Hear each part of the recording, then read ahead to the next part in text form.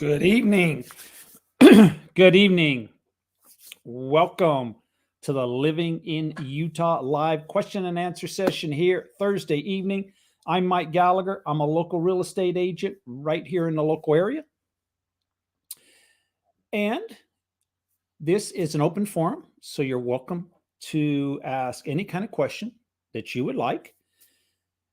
And whether it's on the state of Utah, the United States, if you're joining us from another country, by all means, you can ask us about what's going on in the United States. So I'm also curious.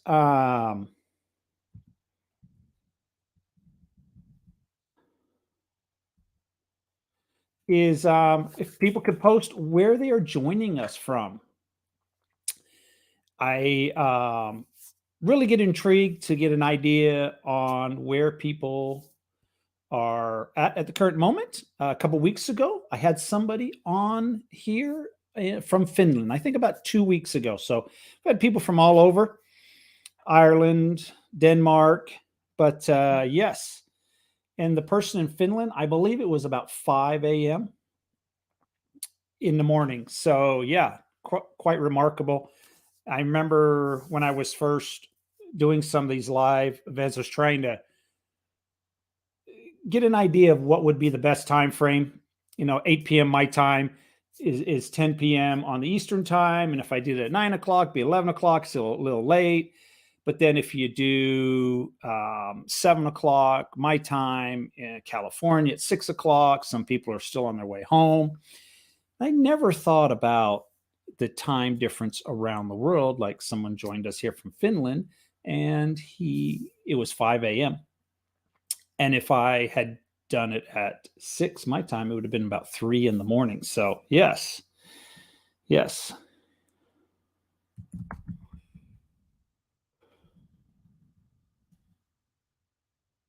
All right. So, state of Utah this week, weather-wise, it's been a little bit on the chilly side. Had some rain come through twice this week. Very, very much needed. It's been very, very dry. So, there's my man from Finland. Welcome. Yes. So it's 5 a.m. in Finland. Great. Love talking to people from all over the world. Really makes my day. I was on, somebody reached out to me, not on the phone, but via email from Ireland. That was very interesting. But Finland, yes. I see that you were trying to rush or push forward your entrance into NATO. So, yeah, I see it. A little bit about that. I like to keep up a little bit of the world news. So, stock market is continuing to drop. Do you see the housing market lagging behind and dropping soon? Well, not at the moment. Not at all. We're not even nowhere close to any kind of drop. We have a few stages to go. If you're looking for prices to drop, a scenario and where prices are going to drop, we have to sort out our supply and demand issue. So right now we have low supply, high demand. We even still have high demand right now, even with interest rates climbing. People, the people that I talk to, a lot of people are still going to purchase with a 5% loan just to kind of put some kind of like stop loss or break point from having to get in the market if it does go up to 7, 8, 9%. And they're looking at, well, I'll get in at 5. If it goes the other direction, I can always do a refinance. So, and go back down. As the rates go up, you can't, bring back time in a sense. But so we have to sort out the supply and demand problem. So right now, I was just looking, we're about 4,300 homes in the Salt Lake market, or actually in utahrealestate.com. That's what we refer to as the MLS. We were increasing, but over the last week, we were about steady. Probably last Friday, we were around about 43 homes also. And then throughout the weekend, of course, it drops. Early in the week, we were like at 4,000 homes, and that's normal because a lot of homes go under contract on a weekend. But we were as low as 2,000 homes at one point. But a normal market's probably about 7 to 9,000 homes, and I actually would up that to probably 10,000 homes with the population increase we've had over the last few years. But so we need to get that imbalance back up if you're looking for home prices to drop. A couple things that potentially could happen. End of this month, I'm really looking at the numbers when school's out. Most or a lot of people would like to move when school is out. So we may see more homes hit the market as we get towards the end of the month, another couple weeks. The holidays are a good time also to list. Some people are out of town, so they don't have the inconvenience of people coming through their home. Leave that to a real estate agent to deal with over the holiday while they're off on their boat or camper trailer. So we need to get that supply demand. So if we get back up there towards that 7 to 9,000 mark, it'd probably be a market at where I don't know if we'll see the prices going down a whole lot, but we definitely should see homes sitting on the market longer, a lot more inventory. So when you're looking at a particular city, maybe I could pull up 15 homes to look at. So selection would increase. The multiple offer situation would probably die off. There might actually be some reductions. Some people, in order to get their house to sell, they may have to put carpet in or paint to get the price they want. Then if we get to an imbalance at where supply is overtaking demand, that's when you would see prices fall. So to make deals, you would have to,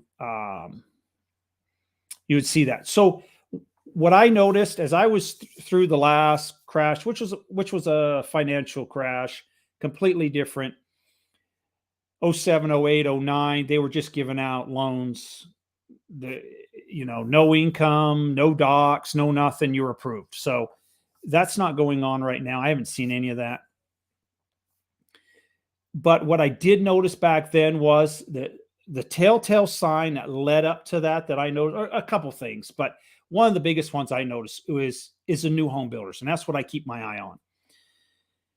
During that period back then, they were building homes and the homes were sitting completely done. Carpet, paint, everything, doorknobs, and the home was sitting for agents to go and look at. Now that we haven't had that market in a long time, but when I start seeing that, and then when I start seeing builders going, I'll give you a free refrigerator, I'll put grass in the front of the yard. When I start seeing them give away items, then I know that the imbalance is definitely shifting.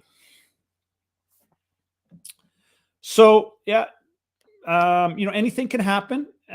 I don't think any of us really know where we're going with interest rates, mortgage rates. Where are we going with inflation? I personally think we are heading towards a recession.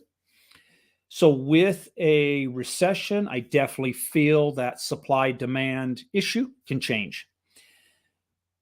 But unfortunately, with that also, I think that, the Federal Reserve is going to have to raise rates even higher to get some of this under control. So we may go to a point at where maybe it's more of a buyer's market, but we might be 8-9% interest rates. So there's a lot, the last 3 years, in my opinion, have been a challenging time worldwide. COVID was tough. We learned a lot during COVID. And now with some of the after effects of the COVID, of course, COVID's still going on, with the war in Russia, definitely some unstable times, you could say. We don't know what the future holds for the rest of 2022 or into 2023. So,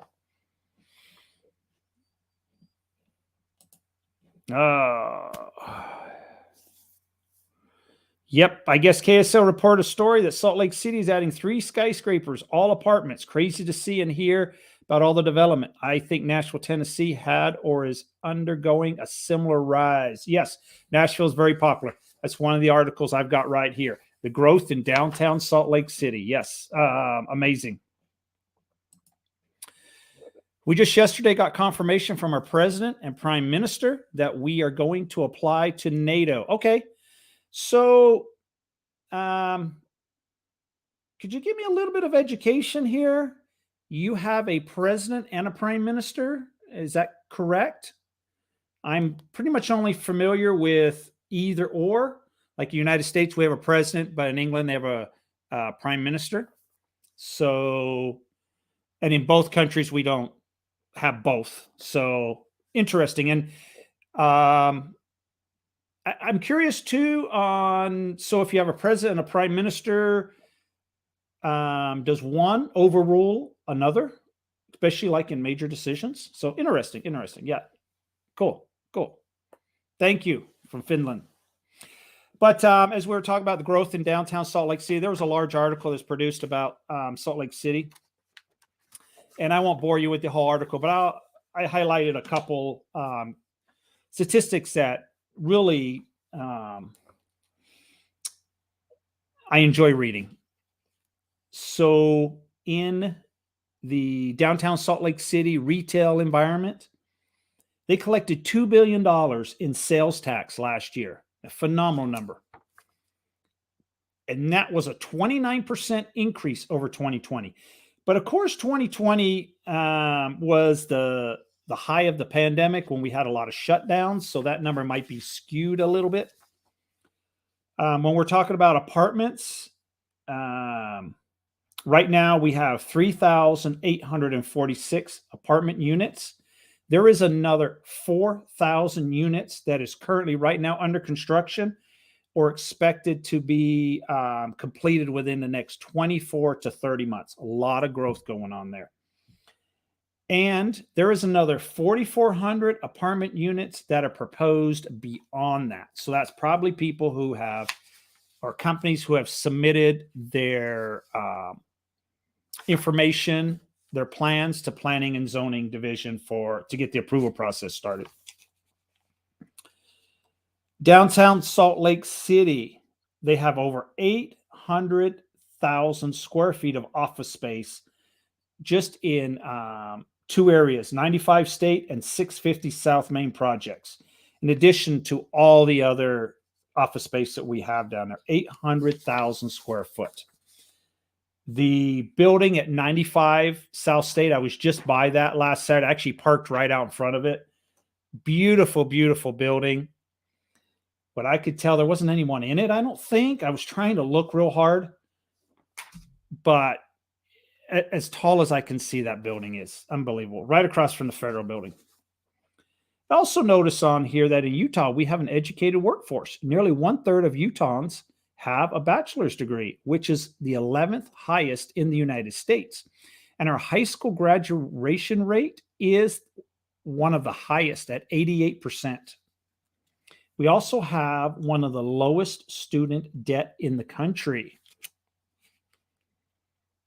We will also be hosting the NBA All-Star Game in 2023. That's some of the highlights from Salt Lake City. Some of the challenges that are coming up in Salt Lake City will be affordable housing, which is an issue around the whole United States, really.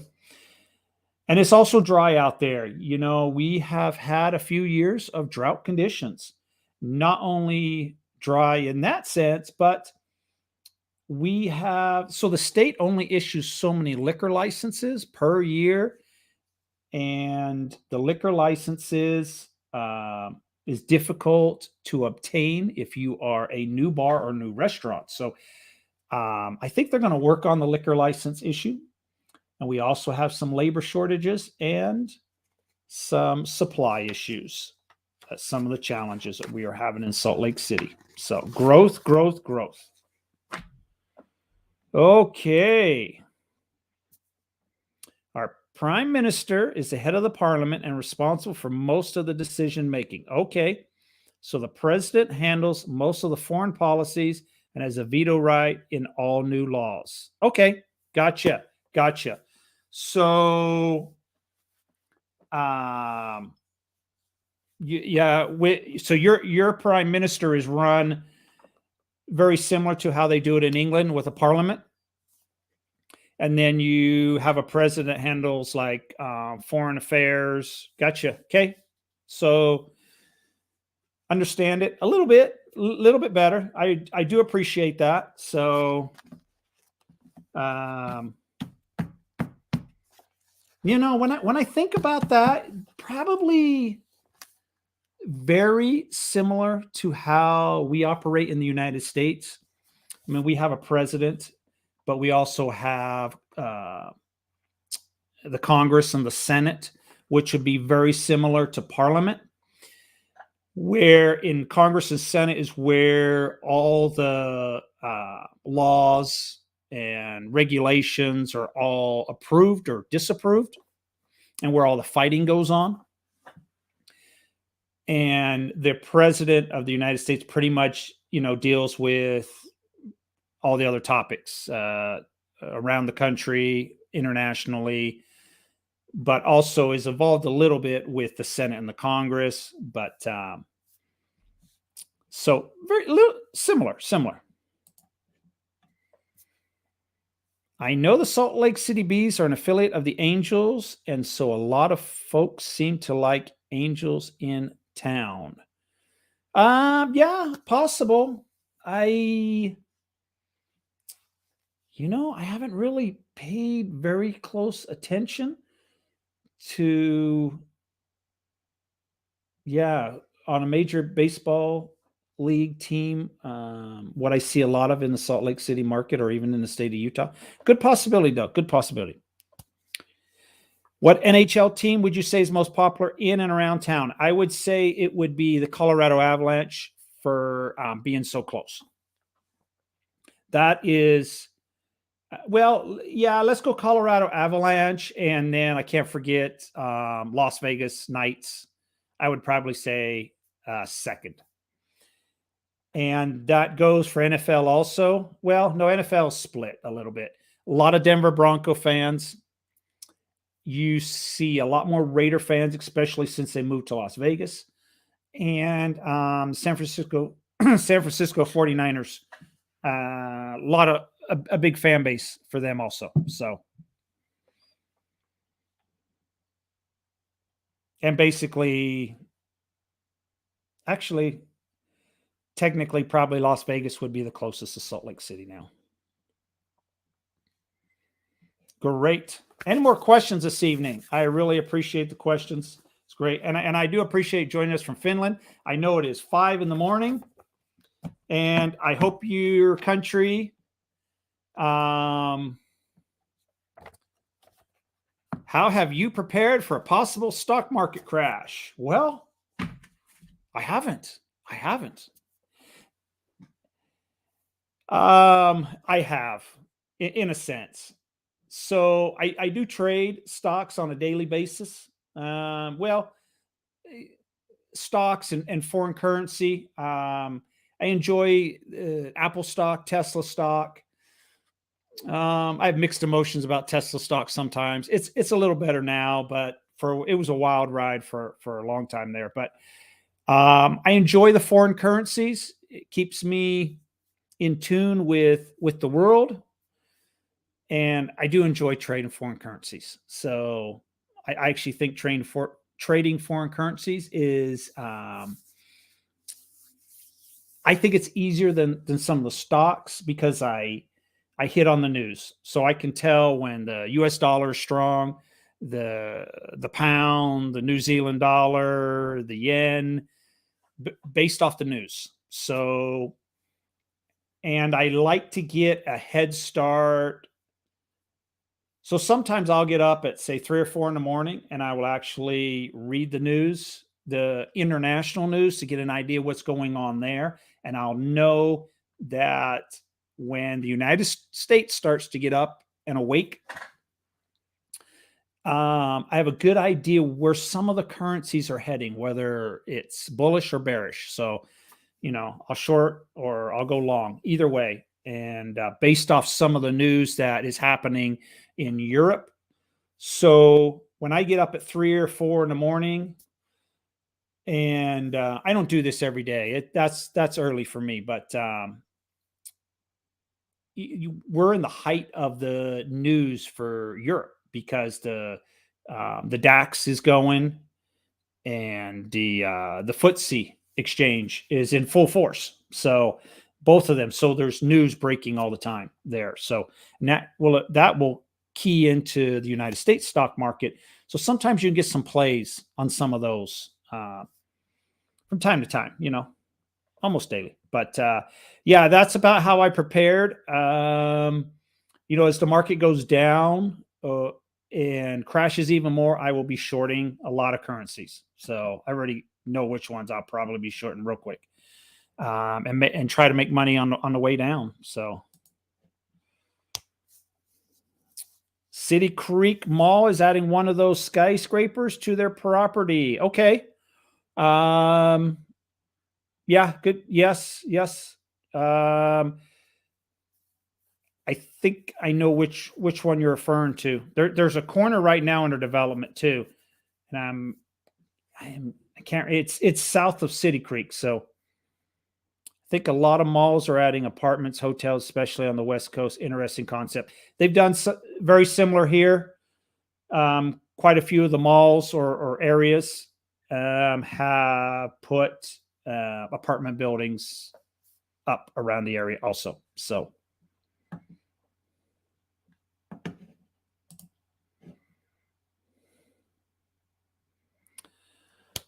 is right now a good time to buy a home in Utah, Cottonwood Heights specifically? Well, Cottonwood Heights, the whole state, majority of the state, I would say the northern part and the southern part. I can't speak for some of the rural areas, but I don't know if there is a perfect time to buy a house. That's every market cycle we've had, or every time there's always a challenge. So over the last couple of years, low interest rates, the lowest we've ever seen. But it was tough buying a house. It's still tough buying a house right now. So much competition. And it's hard. You're competing with multiple offers. Sometimes you get beat out by cash deals, homes going above ask, et cetera, et cetera. So is there ever a perfect time? No, there's never a perfect time. And some people might say, well, back in 08, 09, when the homes crashed, no, that wasn't a great time either. Price wise, it was a great time for some areas. Northern Utah, no, we probably only lost about 10% of our value. Southern Utah, yeah, they got hit very hard. Las Vegas got hit very hard. Phoenix got hit very hard. The main reason those areas got hit very hard because a lot of people owned second homes in those areas. And when times are tough, people get rid of second homes, motor homes, a lot of the toys, boats, recreational RVs. So even back then, it was tough buying a home because the lenders had tightened up so much. It was really, really tough to get a loan. Very tough to get a loan, or tougher to get a loan. So it was tough back then too. So it's hard to say. So the clients that I'm working with, or the ones that I'm talking to right now, the sentiment is I don't have anyone currently that is starting new construction right now. I've got some new construction already in progress, but I've got nobody digging right now. Some people are afraid to start new construction right now with an 8 to 9 month timeline, not knowing what the interest rates will be when the home is done. So that new construction, new digs right now is a little tight. That what I'm seeing, and also other agents that I talk to. The other sentiment that I'm seeing that people are telling me is people are still willing to jump in with mortgages into 5%.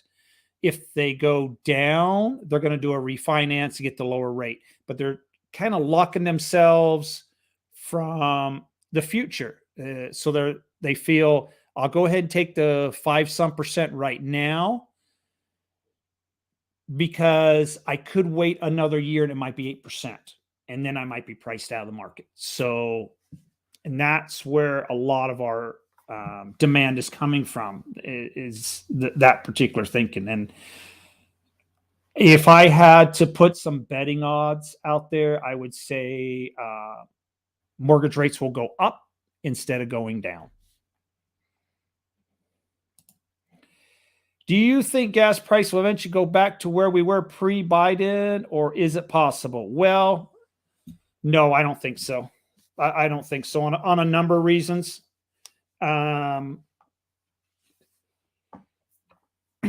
Let's hypothetically just assume that Donald Trump gets reelected, and I'm not, endorsing him or whatever. Let's just say he gets reelected, and he comes along and says, drill, baby, drill. Let's drill. The major oil companies have already come out and said that they're a little nervous about that because they don't want to invest the millions and billions of dollars drilling when they know in 4 years' time, it could all change right back around. So it'll be tough to get back to where we were at. It would really take some doing to get back to where we're going. So I don't see it going back down. Now, if we get some resolution with and that's another thing too, when we're talking about the Russia war, even if we get a resolution at where, say Russia pulls out or ends the war, that doesn't mean the sanctions are coming off. So our shortages on oil will still be there. I don't think many countries will be very quick to do business with Russia really fast. I think over time it would happen. Definitely over time. Slowly you would start seeing American companies opening back up in Russia. You'd probably see more countries buying Russian oil and gas, et cetera, et cetera. But I think it will take a while. The damage that has been done is going to last for years and years and years. So, and then the trust issue with Russia is going to last for many, many years. So, no, I don't think gas prices will go back to where we were at. No, not at all. Not. But I think there's room for it to come down. So,